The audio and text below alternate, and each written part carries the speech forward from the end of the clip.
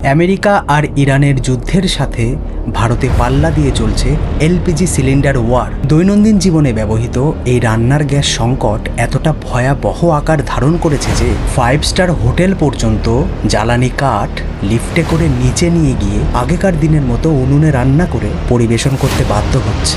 কেউ কেউ তো টানা 5 দিন বাড়িতে চুলা জ্বালাতে পারেনি, সন্তানদের মুখে খাবার তুলে দিতে পারেনি। अच्छा कोई बात नहीं।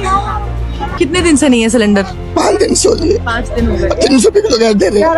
300 रुपए किलो गैस बिक रही है। 300 रुपए किलो गैस बिक रही है। গ্যাসের দাম প্রতি কেজি 100 টাকা থেকে বেড়ে 300 টাকায় পরিণত হয়েছে।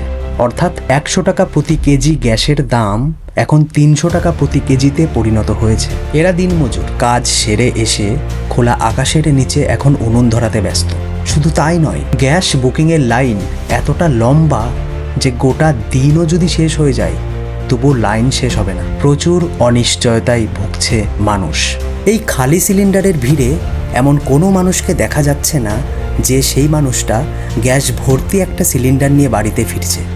কিন্তু কথায় আছে না, কারোর পৌষ মাস আর কারোর সর্বনাশ। অতিরিক্ত হাওয়ায় ভর্তি বেলুন দিক বিদিক জ্ঞান শূন্য হয়ে যেমনটা লাফালাফি করে, ঠিক তেমনই এই লোকটি অদ্ভুতভাবে বলছে,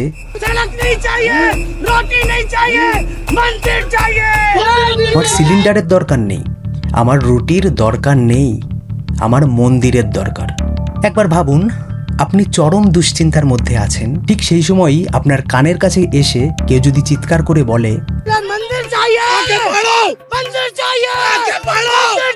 আপনি কি করবেন?